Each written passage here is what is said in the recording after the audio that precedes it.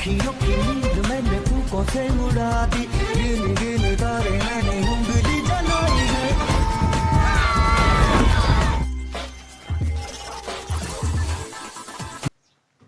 नमस्कार दोस्तों, स्वागत है आप सभी लोगों का एक बार फिर से आपके अपने चैनल जनकवि स्टडी हब में। दोस्तों, मेरे द्वारा आप लोगों के लिए उत्तराखंड जीके की सीरीज़ शुरू की गई है, जिसमें हम परीक्षा वाणी को बेस मानकर अपनी क्लासेस निरंतर रूप से कर रहे हैं। हम क्लासेस को 2 पार्ट में कर रहे हैं। पहला पार्ट हम कर रहे हैं जो हिस्ट्री वाला पोर्शन है परीक्षा वाणी का, और दूसरे पार्ट में हम कर रहे हैं एक क्लास शाम को, जिसमें हम मैप के माध्यम से जो उत्तराखंड की ज्योग्राफी है उसको समझ रहे हैं। क्लियर है? अभी तक आप लोगों के बीच लगभग उत्तराखंड की 4 से 5 क्लास मेरे द्वारा साझा कर दी गई है। उस साथ ही आप लोगों को मैं ये बता देना चाहता हूँ कि इंडियन ज्योग्राफी की जो भी आपके सिलेबस में है, जिन लोगों ने अभी तक इंडियन ज्योग्राफी की वीडियोस नहीं देखी है, इसी प्लेलिस्ट में एक इंडियन ज्योग्राफी नाम का फोल्डर भी बना है। सबसे पहले 2-4 दिन तक, 5-6 दिन तक आप लोग उन क्लासेस को पहले कंप्लीट कीजिए। उसके तुरंत बाद मैं आप लोगों के लिए और भी वीडियोस उसमें इंडियन ज्योग्राफी के डालूंगा। उसके अलावा एनिसेंट हिस्ट्री की मेरे द्वारा लगभग 17 वीडियोस इस चैनल के ऊपर अपलोड की गई है। आप लोग जो आपका एनिसेंट हिस्ट्री का जो सिलेबस है बीपीडीओ एग्ज़ाम के लिए, आप उसको भी देख सकते हो। क्लियर है? इतना हो गया। आज के इस सेशन में हम जो बात करेंगे, हम बात करेंगे जो अनुसूचित जाति के लिए उत्तराखंड के अंतर्गत विधानसभा सीटें आरक्षित है, उनके संदर्भ में हम आज बात करने वाले हैं। क्लियर है? तो हम लोग देखें तो जो देहरादून है, देहरादून में अनुसूचित जाति के लिए एक ही सीट आरक्षित है, जिस सीट का नाम क्या है? राजपुर है। ठीक है, देहरादून की जो राजपुर विधानसभा सीट है वो क्या है? अनुसूचित जाति के लिए रिजर्व है। उसके अलावा हरिद्वार में 3 सीटें और सबसे ज़्यादा है। ठीक है, हरिद्वार में कौन कौन सी है? ज्वालापुर आपने ध्यान रखना है, झबरेड़ा आपको ध्यान रखना है, भगवानपुर आपको ध्यान रखना है, टिहरी में अगर हम बात करें तो टिहरी में आपने कौन सी याद रखनी है? घनसाली वाली याद रखनी है। उसके अलावा हम पौड़ी में आए तो पौड़ी में आपको 2 सीट याद रखनी है अनुसूचित जाति के लिए। कौन कौन सी? एक पौड़ी और श्रीनगर वाली। ठीक है, उसके अलावा आप नैनीताल में आइए तो नैनीताल में सिर्फ एक ही सीट है अनुसूचित जाति के लिए, वो कौन सी है? नैनीताल वाली है। ठीक है, उसके अलावा पिथौरागढ़ में भी, पिथौरागढ़ का जो गंगोली हाट विधानसभा क्षेत्र है वो क्या है? अनुसूचित जाति के लिए रिजर्व है। उसके अलावा हम आएंगे अल्मोड़ा में। ठीक है, किस में आएंगे? अल्मोड़ा में। तो अल्मोड़ा का जो सोमेश्वर वाली सीट है वो क्या है? अनुसूचित जाति के लिए रिजर्व है। उसके अलावा हम देखें यूएस नगर में, उधम सिंह नगर की बात करें तो उधम सिंह नगर में कौन सी सीट है? बाजपुर वाली सीट है। उसके अलावा बात करें हम चमोली की तो चमोली में कौन सी सीट है? थराली वाली सीट है। ठीक है, उसके अलावा बागेश्वर की बात करें तो बागेश्वर में बागेश्वर वाली ही सीट है। उसके अलावा उत्तरकाशी की बात करें तो उत्तरकाशी में कौन सी है? पुरोला वाली सीट है। ठीक है, तो दोस्तों इस तरीके से आप लोग जिस तरीके से यहाँ पर नोट्स बना है, अगर आप स्क्रीनशॉट लेना चाहते हैं तो स्क्रीनशॉट भी आप ले सकते हैं। ठीक है, और बाद में आराम से आप इनको लिख सकते हैं जब ये क्लास क्या हो जाए? फिनिश हो जाए। उसके अलावा मैं आप लोगों को एक चीज़ बता दूं कि आप लोग अगर निरंतर रूप से इन क्लासेस को देखोगे तो आपको डेफिनेटली फ़ायदा होगा। ठीक है, जो कंटेंट आपको प्रोवाइड करवाया जा रहा है वो किसी भी प्रतिष्ठित कोचिंग सेंटर से कम नहीं है। ठीक है, क्योंकि जो भी आपको यहाँ पर करवाया जा रहा है वो भी मैंने विभिन्न सोर्स के माध्यम से इकट्ठा किया है और तभी मैं आप लोगों को बता रहा हूँ। ठीक है, आप लोग विश्वास कीजिए। ठीक है, और एक होती है विश्वास की डोर, उसके साथ आप लोग आगे बढ़िए, निरंतर रूप से आगे बढ़े। आपको ढेर सारे प्रश्न जो यहाँ पर आपको कंटेंट करवाया जा रहा है उसी में से दिखेंगे। ठीक है, उसके अलावा जब तक ये फरवरी कंप्लीट होती है, ठीक है, तब तक आप देखना कि आपका उत्तराखंड में कितना कुछ कंप्लीट हो जाता है। चाहे भले हम परीक्षा वाणी से कर रहे हैं, ठीक है, और हम क्या, हमारी क्लास की सबसे बड़ी खासियत क्या है कि हम लोग क्या कर रहे हैं, हिस्ट्री को अलग से कर रहे हैं, ज्योग्राफी को अलग से कर रहे हैं, ठीक है। और बहुत जल्दी हम इकोनॉमी वाला जो सेशन है उसको भी हम शुरू करेंगे, यानी कि लगभग एक दिन में हम उत्तराखंड की जब 3 क्लास करेंगे तो आप लोग सोचिए कि कितना कंटेंट आपको मिलेगा, ठीक है। और देखो मैं आप लोगों को एक चीज़ बता देना चाहता हूँ कि हमने स्मार्ट स्टडी करनी है, ठीक है। हमने हार्ड स्टडी नहीं करनी है, ठीक है। ये नहीं कि हम लोग क्या करते हैं कि हम लोग पैटर्न नहीं देखते हैं किसी भी एग्जाम का। अगर आपको किसी भी एग्जाम में सक्सेस पानी है तो उसके लिए आपको उसका पैटर्न देखना पड़ेगा, ठीक है। अब देखो कोई भी आप मेला ले लीजिए, ठीक है, और उसमें आपको सिर्फ इतना पूछा जाता है कि ये मेला कब लगता है या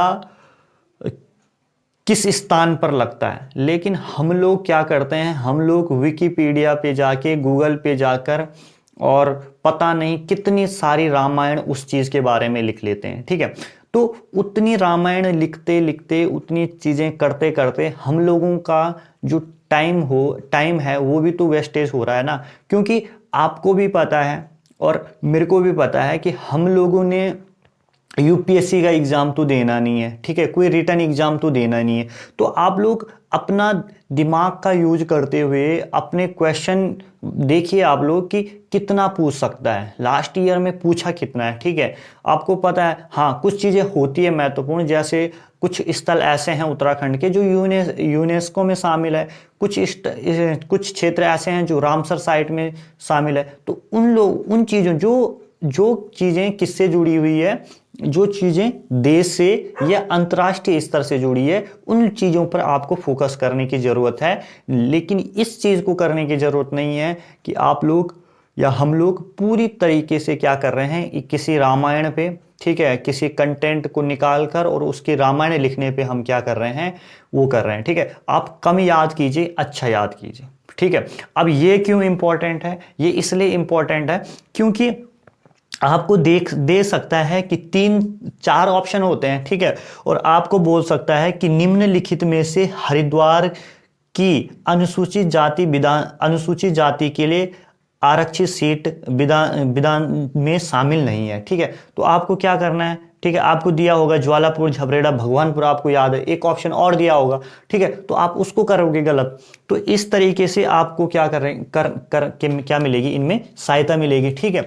तो ये चीज़ें पूछ सकता है, ठीक है। उसके अलावा जैसे टिहरी का है तो टिहरी में एक ही है, ठीक है, तो आपको दे सकता है, 4 ऑप्शन दे सकता है, पूछ सकता है कि निम्नलिखित में से अनुसूचित जाति के लिए टिहरी के लिए कौन सी सीट आरक्षित है। तो आप लोगों को पता है, अगर घनसाली पता है तो आप घनसाली पे टिक करोगे, ठीक है। तो इस तरीके से आपको क्या करनी है, स्मार्ट स्टडी करनी है, ठीक है।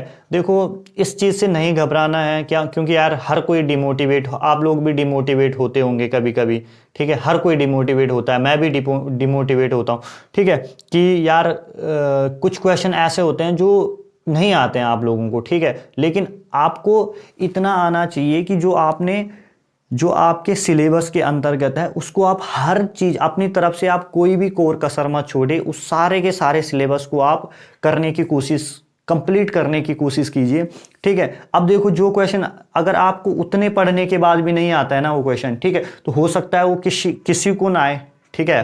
तो आपको तो 100 में से 70 से या 80 नंबर लाओगे आप लोग तो सिक्योर हो जाओगे, ठीक है, आप अपनी सीट पक्की कर लोगे, ठीक है। तो आप उस चीज़ के बारे में क्यों सोच रहे हो कि आपको बाकी के 20% नहीं आ रहे हैं, ठीक है।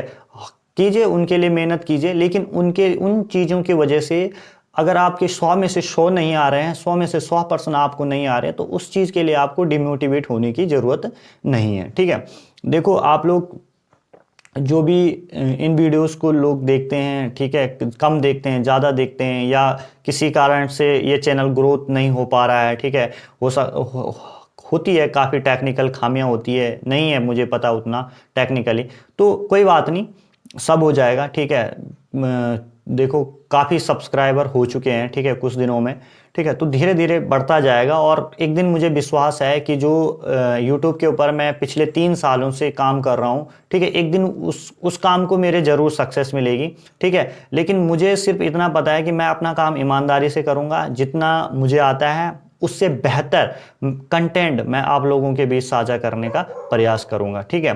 क्योंकि देखो यार, गलतियां होती है, मेरे से भी गलतियां होती है कि चीज़ें नहीं कंटेंट में तो खैर कोई कमी नहीं रहती है, कंटेंट तो मैं अपनी तरफ से पूरा अच्छा रखने की कोशिश करता हूँ, लेकिन टेक्निकल चीज़ें जो होती है उतना नहीं हो पाता है, उतना परफेक्शन नहीं हो पाता है, ठीक है। लेकिन फिर भी निरंतर रूप से मैं आप लोगों के बीच सुधार करता रहूँगा और अच्छे से, ठीक है। ये मेरा वादा है कि जो ये परीक्षा वाणी की सीरीज मैंने चलाई है इसे मैं कंप्लीट करके ही दम लूँगा, ठीक है। पूरे वीडियोस जितने भी हैं 3 सेगमेंट्स में तोड़ के मैंने सोची है चीज़ों को करने की, कि जो हिस्ट्री, ज्योग्राफी और इकोनॉमी वाला पार्ट, ठीक है। तो तीनों को मैं क्या करूँगा, उत्तराखंड का यहाँ पर कंप्लीट करूँगा परीक्षा वाणी को बेस मानते हुए, ठीक है। और मैं ज़्यादा नहीं बोलता हूँ, 50 से 60% आपको इन्हीं में से आपके एग्जाम में देखने को मिलेगा उत्तराखंड के अंदर, ये मैं आप लोगों को गारंटेड बोल सकता हूँ, ठीक है। मैं ऐसा नहीं बोलता हूँ कि उत्तराखंड जीके का जो मैं यहाँ पर पढ़ा रहा हूँ उसमें से 100 का 100% आएगा, ये पॉसिबल नहीं है। लेकिन 50 से 60 से 65% चीज़ें आपको इसी परीक्षा वाणी से और इसी कंटेंट से आपको एग्ज़ाम में देखने को मिलेगी, ठीक है। और रही बात बाकी की, तो उसके लिए मैं आप लोगों के बीच जल्द ही डॉक्टर अजय रावत की जो बुक है उसके नोट्स फॉर्म में मैं आप लोगों को डॉक्टर अजय रावत भी कंप्लीट कराऊंगा, ये मेरा आपसे वादा है, ठीक है। चलिए आगे बढ़ते हैं। आइए दोस्तों, अब बात करते हैं हम राजस्व पुलिस के बारे में, ठीक है। 1857 के विद्रोह के बाद, ठीक है, 1857 के विद्रोह के बाद अंग्रेज क्या चाहते थे कि जो ये संपूर्ण उत्तराखंड वाला जो क्षेत्र है वहाँ पर पुलिस, सिविल पुलिस जो व्यवस्था होती है उसको लागू करना चाहते थे। लेकिन जो उस टाइम पर यहाँ के गवर्नर थे रेमजे, वो अपने आला अधिकारियों को, जो यहाँ की जनता थी उसको सीधा साधा बताते हैं कि यहाँ की जनता क्या है, काफ़ी भोली भाली है और यहाँ पर सिविल पुलिस सेवा की क्या है, ज़रूरत नहीं है, ठीक है। तो यहाँ पर कौन सी व्यवस्था की जाती है, यहाँ पे व्यवस्था की जाती है राजस्व पुलिस की, ठीक है। जो पटवारी, नायब तहसीलदार, कानूनगो जो ये होते हैं, ठीक है, इनके तहत ही यहाँ के जो भी मामले होते हैं, ठीक है, उनको निपटाने की क्या करते हैं, कोशिश करते हैं। क्लियर है, ठीक है। तो आप लोगों को पता होना चाहिए कि यहाँ पर जो व्यवस्था है, ठीक है, जो राज्य में जो राजस्व पुलिस व्यवस्था है, ये प्रश्न बार बार पूछा जाता है कब से शुरू होती है। तो आप उनको ध्यान रखना है कि राजस्व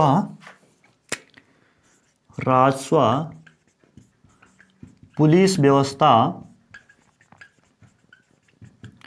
यहां पर शुरू होती है 1874 से, ठीक है। ये क्वेश्चन काफी महत्वपूर्ण है और आप लोग देखोगे तो बहुत बार ये क्या किया गया है, पेपर में पूछा गया है, ठीक है। कब से शुरू होती है राजस्व पुलिस व्यवस्था? 1874 से यहां पर शुरू होती है, ठीक है। और अगर हम वर्तमान में कहें तो उत्तराखंड के कितने क्षेत्र पर, ठीक है, उत्तराखंड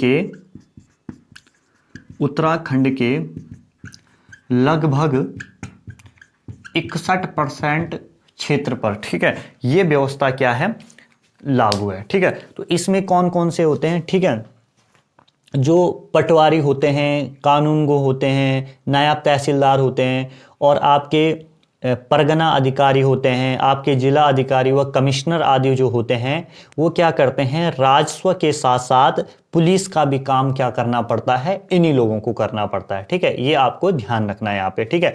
2 चीजें इस चीज से, इस टॉपिक से आपको जरूर ध्यान रखनी है कि राजस्व पुलिस व्यवस्था कब से शुरू की जाती है, कब से लागू की जाती है, तो वो की जाती है 1874 से, ठीक है। उसके अलावा दूसरी बात आपको क्या ध्यान रखनी है कि वर्तमान में उत्तराखंड के लगभग कितने क्षेत्र पर ये व्यवस्था लागू है, तो ये कितने क्षेत्र पर लागू है, 61% क्षेत्र पर ये व्यवस्था क्या है, लागू है। इतनी सी चीज आपको क्या करनी है, इसमें ध्यान रखनी है। चलिए आगे बढ़ते हैं और अब बात करते हैं कि जब कुमाऊं जो अंग्रेजी शासन काल में ये व्यवस्था कितने कितने क्षेत्र थे, तो 19 परगने, ठीक है, 19 परगने और 125 पट्टियां, ठीक है, 19 परगने कुमाऊं क्षेत्र में, ठीक है, कुमाऊं क्षेत्र में कितने, 19 परगने व 125 पट्टियां, ठीक है। और गढ़वाल क्षेत्र में, गढ़वाल क्षेत्र में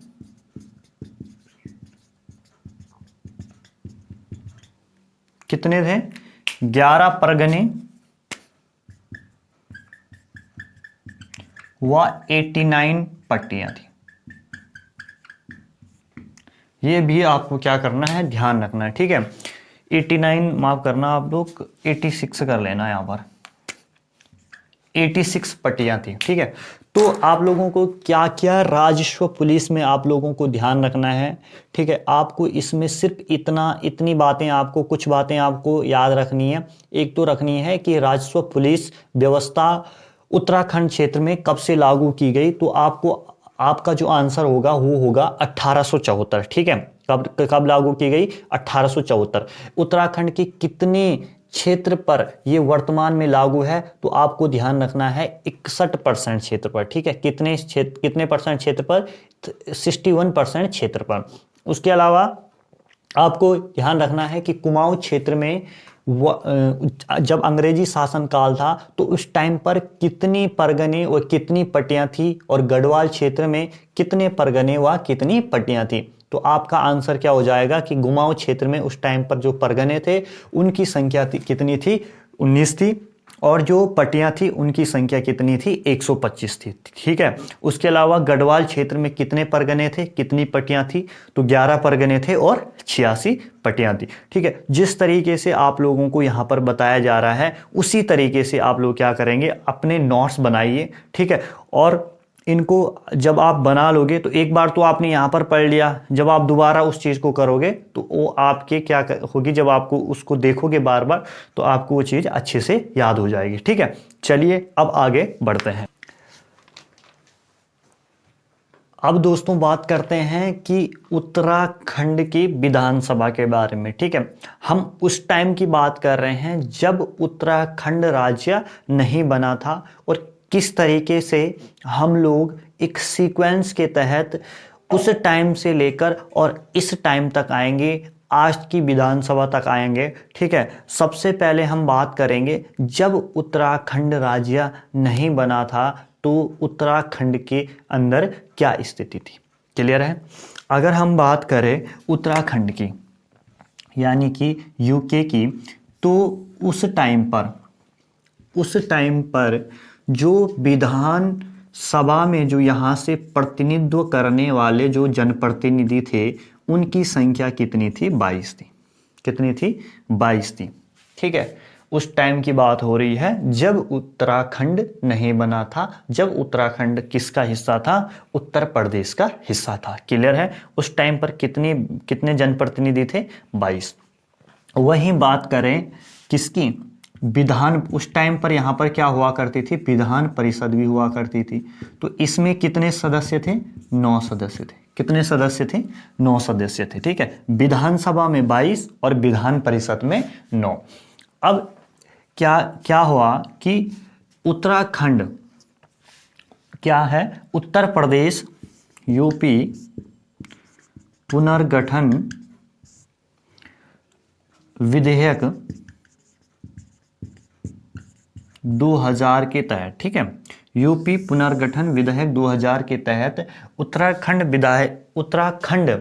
के लिए कितने विधायकों की व्यवस्था की गई, इन दो को मिलाकर 31, ठीक है, 31 विधायकों की क्या की गई, व्यवस्था की गई, ठीक है। इन दो को आप मिला लोगे तो कितना होंगे, 31, ठीक है।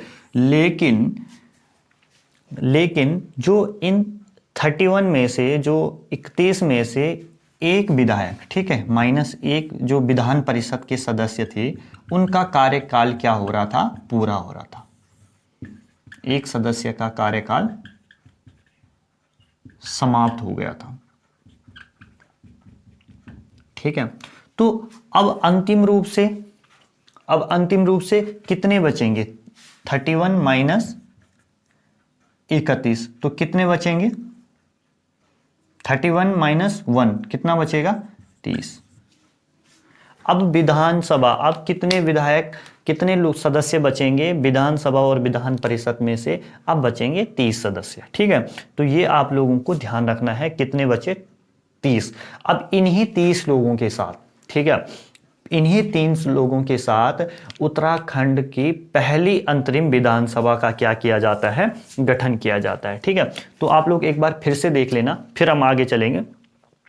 जो हम बात कर रहे हैं जब उत्तराखंड क्या हुआ करता था, उत्तर प्रदेश का हिस्सा हुआ करता था, उस टाइम पर यहाँ से विधानसभा में प्रतिनिधित्व करने वाले सदस्यों की जो संख्या थी वो कितनी थी? 22 थी। और वहीं विधानसभा के जो जनप्रतिनिधि हुआ करते थे उन सदस्यों की संख्या कितनी थी? 9 थी। और यूपी पुनर्गठन विधेयक 2000 के तहत क्या की गई? 31 सदस्यों वाली विधायकों की यहाँ के लिए क्या की गई? उत्तराखंड के लिए विधानसभा की गठन की बात की गई।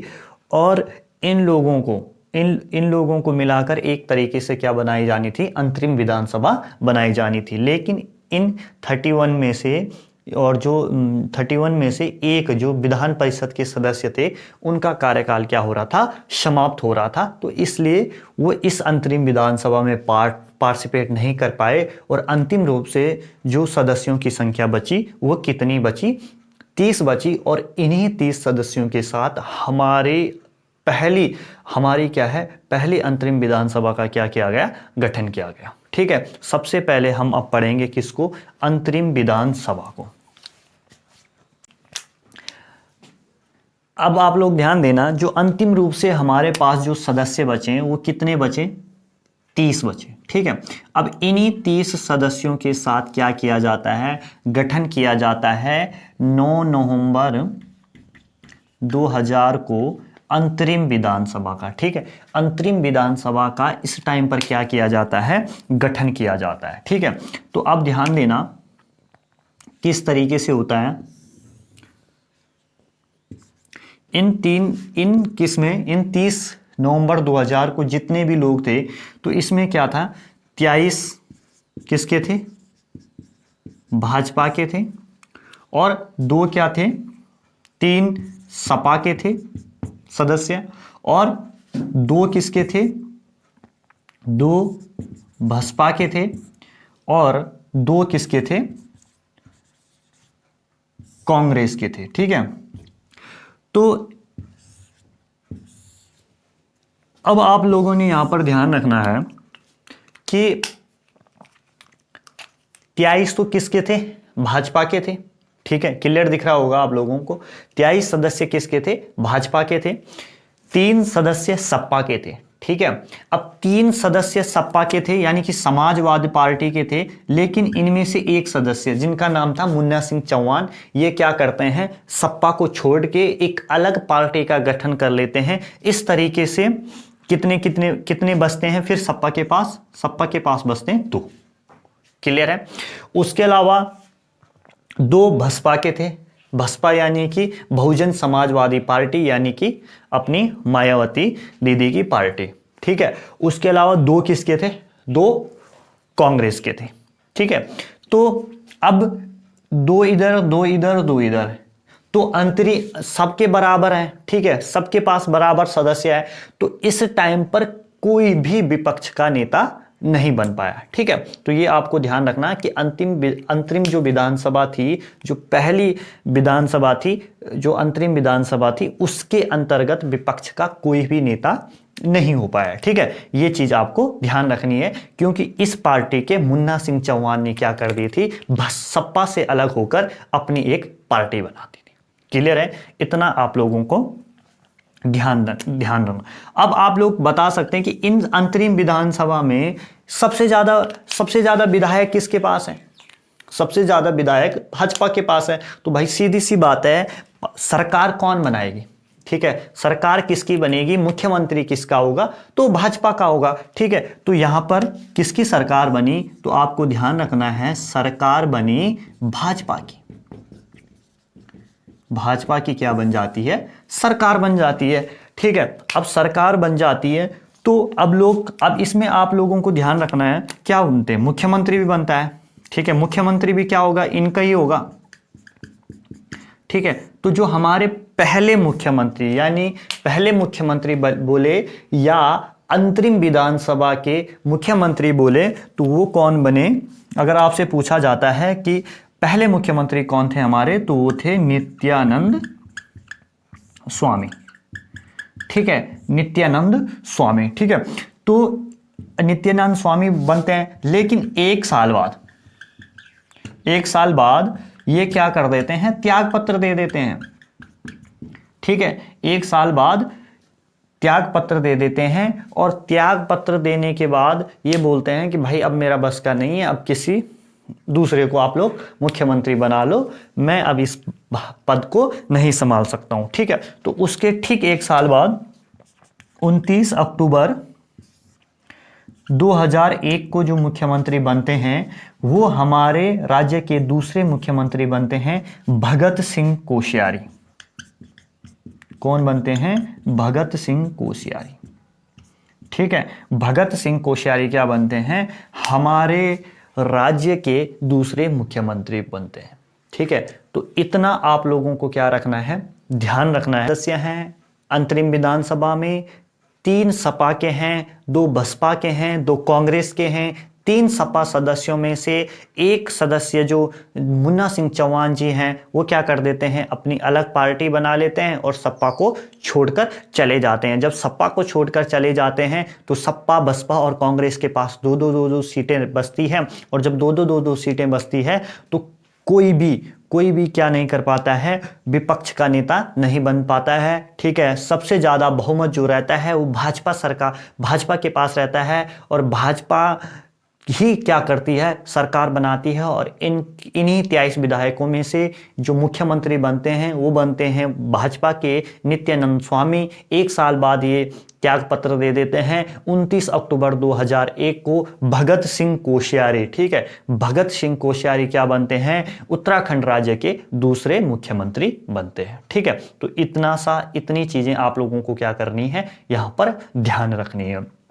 चलिए अब आगे चलते हैं और अब बात करते हैं दोस्तों कुछ अन्य बातों की। ठीक है, अब हम देखेंगे कि अंतरिम विधानसभा के विधानसभा अध्यक्ष कौन थे, राज्यपाल कौन थे। ठीक है, इनको भी हम थोड़ा सा देख लेते हैं।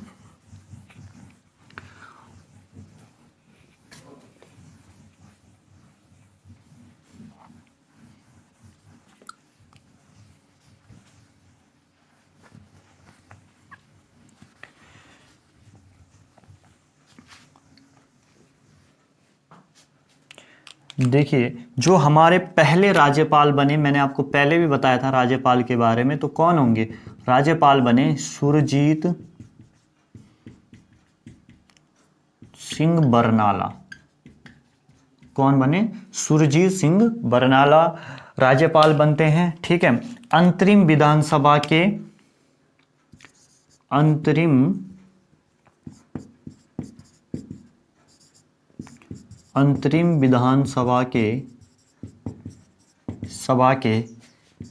पहले विधानसभा अध्यक्ष कौन बनते हैं,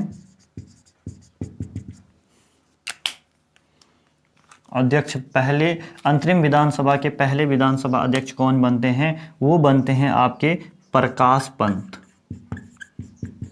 ठीक है, कौन बनते हैं, प्रकाश पंत बनते हैं। ठीक है, तो इतना आप लोगों को ध्यान रखना है इस वाले सेगमेंट के अंदर। अब दोस्तों हम बात करते हैं किसके बारे में, अब बात करते हैं, ये तो अंतरिम विधानसभा की बात हुई। ठीक है, अब बात करते हैं हम प्रथम निर्वाचित विधानसभा की। ठीक है, अब देखो प्रथम निर्वाचित जो विधानसभा बनी, ठीक है, उसके लिए जो चुनाव हुए वो कब हुए थे, 14 फरवरी 2002 को हुए थे। ठीक है, कब हुए थे, 14 फरवरी 2002 को हुए थे। क्या डालेंगे हम हेडिंग? प्रथम निर्वाचित विधानसभा। प्रथम निर्वाचित विधानसभा।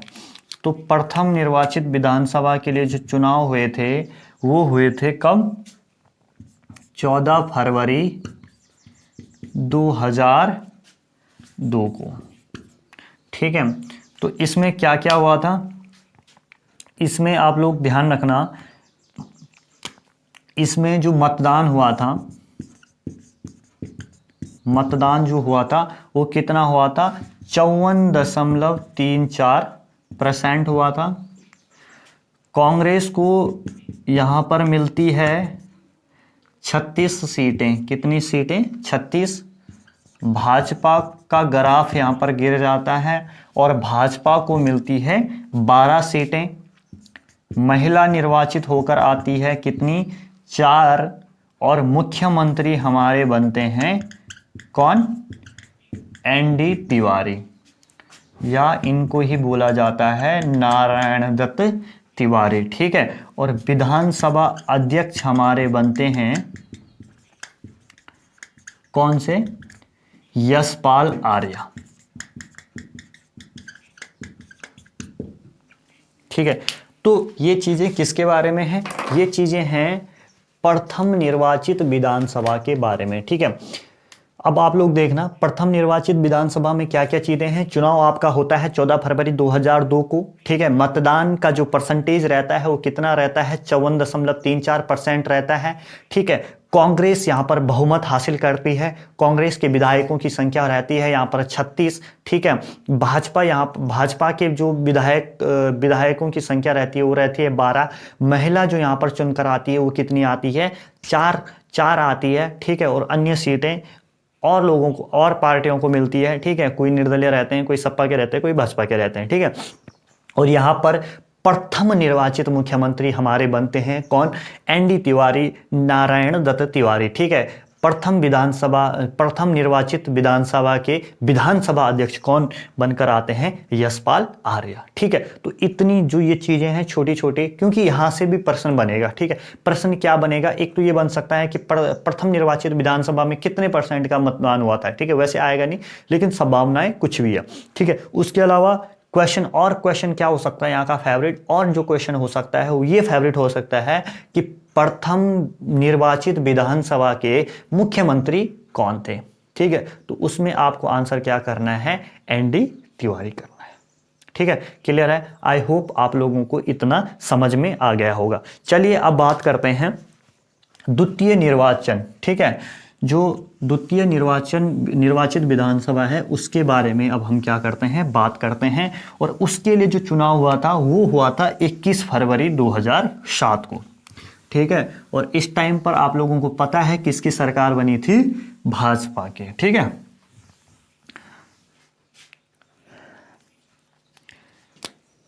द्वितीय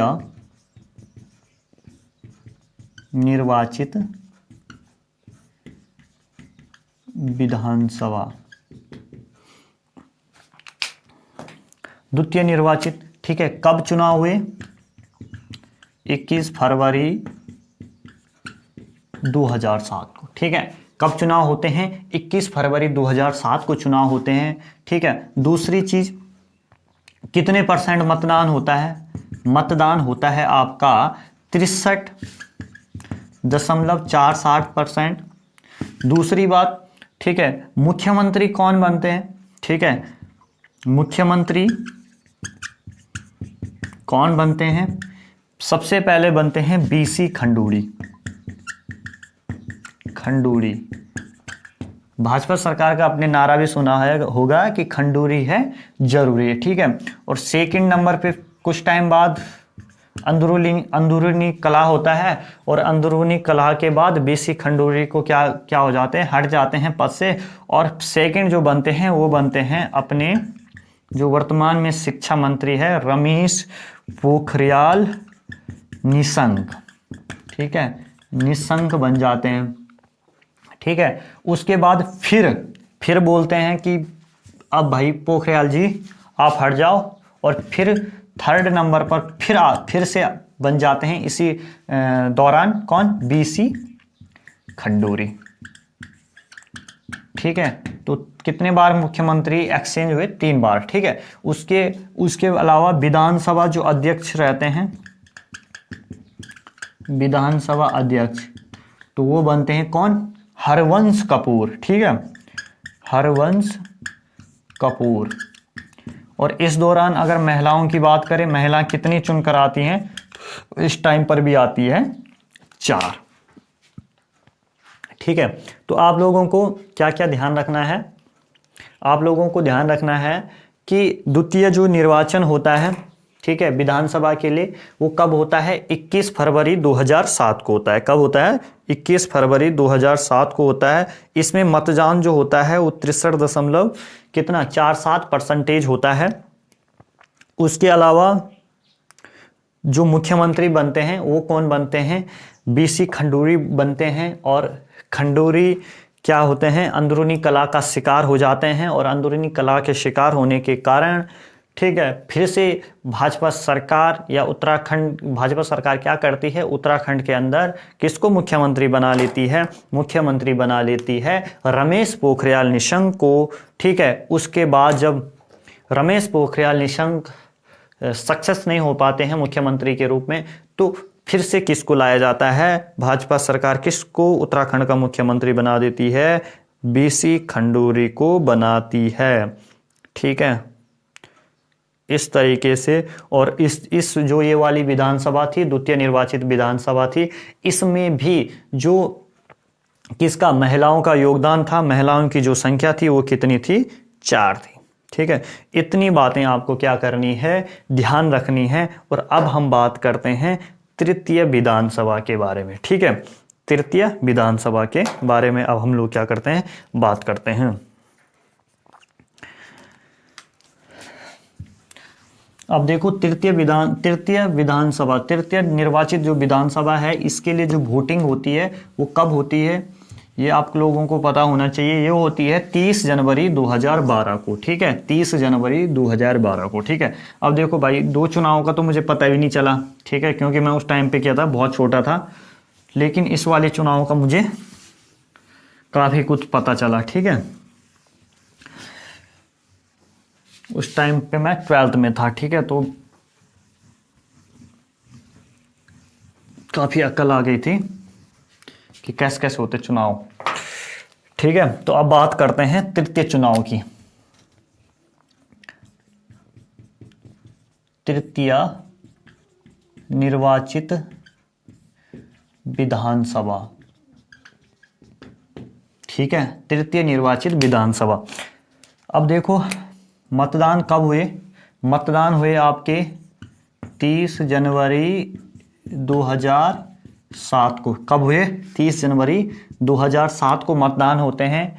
ठीक है, मतदान का जो परसेंटेज है वो बढ़ जाता है, और बढ़ के हो जाता है 67 कितना, 67.70% यहाँ पर हो जाता है। ठीक है, मुख्यमंत्री रहते हैं कौन, विजय बहुगुणा। ठीक है, सरकार किसकी बनती है यहाँ पर, सरकार किसकी बनेगी, कांग्रेस की सरकार बनती है। 32-31 का यहाँ पे कुछ खेल रहता है, इतना हमारे लिए जरूरी नहीं है। लेकिन फिर यहाँ पर भी वही चीज़ होती है जो भाजपा के साथ होती है, अंदरूनी कला होता है, और अंदरूनी कला के साथ साथ क्या हो जाता है, कौन बनते, फिर क्या हो जाता है, विजय बहुगुणा पद से हट जाते हैं, और फिर जो सेकंड मुख्यमंत्री बनते हैं वो कौन बनते हैं, हरीश रावत बनते हैं। और इन्हीं हरीश रावत के दौरान जो उत्तराखंड के सूबे के सीएम, इन्हीं के दौरान मैं आप लोगों को क्या बता रहा था, ठीक है, डिस्कनेक्टिविटी हो जाती है कभी कभी। मुख्यमंत्री कौन बनते हैं, विजय बहुगुणा बनते हैं, लेकिन अंदरूनी कलह के कारण फिर से कौन बन जाते हैं, हरीश रावत को बनाया जाता है कांग्रेस के द्वारा। ठीक है, इन्हीं हरीश रावत के दौरान, ठीक है, यहाँ पर क्या लगता है, जब ये मुख्यमंत्री रहते हैं राष्ट्रपति शासन लगता है। राष्ट्रपति शासन कब से कब तक लगता है उत्तराखंड में, ये क्वेश्चन पूछा जा सकता है। तो 27 मार्च 2016 से 11 मई 2016 तक लगता है। 46 दिनों का क्या लगता है, राष्ट्रपति शासन यहाँ पर लगता है। उसके अलावा हम बात करें ठीक है, जो यहाँ पर विधानसभा अध्यक्ष बनते हैं इस दौरान, वो कौन थे? विधानसभा अध्यक्ष कौन थे? तो वो थे आपके गोविंद कुंजवाल। ठीक है, ये नाम आपको ध्यान रखना है, कौन थे? गोविंद कुंजवाल। ठीक है, इतनी ही बातें क्या है आप लोगों को इस तृतीय विधानसभा में क्या करनी है? याद रखनी है। ठीक है, चलते हैं एक बार फिर से हम लोग ओवरव्यू ले लेते हैं इसका। ठीक है, हैंड राइटिंग का देखो आप लोगों को साफ साफ दिख जाएगा। ठीक है, समझ में तो आ ही रहा होगा, इतना भी गंदा नहीं लिखा है मैंने। ठीक है, देखो तृतीय निर्वाचित विधानसभा जो का गठन होता है, ठीक है, उसके लिए जो चुनाव होता है वो 30 जनवरी 2007 को होता है। ठीक है, मतदान का जो परसेंटेज है वो लगातार इनकेयर होता गया। पहले 53 था, ठीक है, 53 के बाद 63 हुआ, 63 के बाद क्या हुआ? 67 समथिंग पहुंच जाता है। ठीक है, पहले जो मुख्यमंत्री होते हैं, ठीक है, जो मुख्यमंत्री बनते हैं यहाँ पर कांग्रेस की यहाँ पर सरकार बनती है, विजय बहुगुणा यहाँ पर क्या बनते हैं? सीएम बनते हैं। विजय बहुगुणा को क्या होते हैं? छोड़ देते हैं अपना पद अंदरूनी कलह के कारण। और सेकंड जो बनते हैं इनके बाद यहाँ पर वो बनते हैं हरीश रावत। ठीक है, हरीश रावत जी के ही टेन्योर के दौरान, कार्यकाल के दौरान क्या होता है? 46 दिन का यहाँ पर राष्ट्रपति शासन लगता है। ठीक है, राष्ट्रपति शासन लगता है 46 दिन के लिए। वो कब से कब तक लगता है? 27 मार्च 2016 से लेकर 11 मई 2016 तक लगता है। ठीक है, उसके अलावा आपको क्या बात ध्यान रखनी है? विधानसभा अध्यक्ष कौन रहते हैं? गोविंद सिंह कुंजवाल रहते हैं। ठीक है, इतना आप लोगों को अपने दिमाग में चीजें याद रखनी है। अब बात करते हैं चतुर्थ विधानसभा, निर्वाचित विधानसभा की। ठीक है, जो चौथी वोटिंग हुई थी उत्तराखंड के अंदर विधानसभा के लिए। ठीक है, उसके बारे में अब हम यहाँ पर क्या करते हैं? बात करते हैं। और ये हुआ था, ये चुनाव भी हुआ था कब? 15 फरवरी 2017 को। और ये चुनाव मेरे को बहुत अच्छे से याद है क्योंकि मैं उस टाइम तक काफ़ी बड़ा हो गया था। इस चुनाव को कैसे भूल सकते हैं?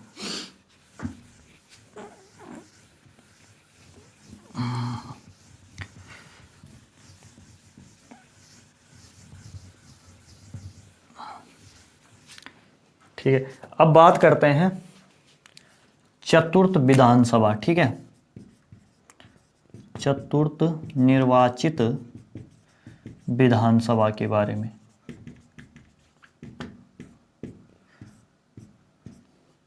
चुनाव कब होते हैं? 15 फरवरी 2017। हाँ, मतदान का जो परसेंटेज है वो क्या हो जाता है? बढ़ जाता है, और बढ़ के हो जाता है 84%।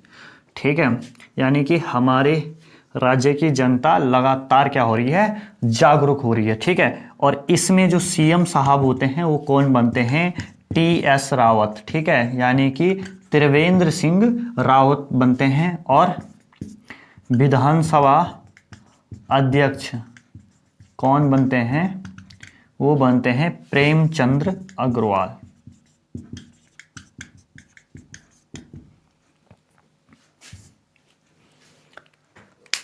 ठीक है, बस इतनी सी चीजें हैं। ठीक है, लास्ट है ये। इसके बाद आगे की क्लास हम कल करेंगे और उसमें भी हम बहुत सारी चीजें पढ़ेंगे, सांसदों के बारे में पढ़ेंगे। तो देखो भाई, चतुर्थ निर्वाचित विधानसभा के लिए चुनाव कब होते हैं? जो चौथी वोटिंग होती है उत्तराखंड के अंदर वो होती है 15 फरवरी 2017 को। ठीक है, मतदान का जो परसेंटेज रहता है वो रहता है 84%। सरकार किसकी बनती है? भाजपा की बनती है, और तो भाजपा का ही मुख्यमंत्री होंगे। मुख्यमंत्री कौन बनते हैं? त्रिवेंद्र सिंह रावत जी यहाँ पर क्या बनते हैं? मुख्यमंत्री बनते हैं। विधानसभा अध्यक्ष कौन है वर्तमान में? वो है प्रेमचंद्र अग्रवाल। ठीक है, इतनी चीजें आप लोगों को यहाँ पर ध्यान रखनी है। ठीक है, तो आज की क्लास यहाँ पर ही हम ख़त्म करते हैं। ठीक है, आप निरंतर रूप से इन वीडियोस को देखते रहिए, आप नोट्स बनाते रहिए। जिन लोगों ने बनाए हैं वो भी इन वीडियोस को देखें, उन लोगों का भी अच्छा खासा रिवीजन हो जाएगा। ठीक है, तो मैंने आपको पहले भी बताया कि एक दिन में कितनी क्लास अपलोड कर रहे हैं उत्तराखंड की? 2 क्लास हम लोग क्या कर रहे हैं आप लोगों के लिए अपलोड कर रहे हैं। आप लोग अच्छे से देखिए, अच्छे से आपका रिवीजन होगा। आप अगर पहली बार पढ़ रहे हैं, नौसिखिए हैं, तो उन लोगों के लिए तो ये क्लास भी काफ़ी इंपॉर्टेंट है। ठीक है, तो इस तरीके से आप पढ़ते रहे, आगे बढ़ते रहिए। ठीक है, बूंद बूंद से ही घड़ा बढ़ता है। इस तरीके से आप एक टॉपिक आज करोगे, एक टॉपिक कल करोगे, तो एक दिन आपके पास ढेरों टॉपिक हो जाएंगे और आप जब परीक्षा के अंदर बैठोगे तो एक अच्छा कॉन्फिडेंस लेके बैठोगे। ये नहीं बैठोगे कि जब मेरे पास टाइम था तो मैंने कुछ नहीं किया। तो इसलिए आप इस बात का अफसोस ना रहे, ठीक है। आप निरंतर रूप से क्या करते रहे, पढ़ते रहे, आगे बढ़ते रहे। बाकी जय हो, मिलते हैं आप लोगों को अगली क्लास में।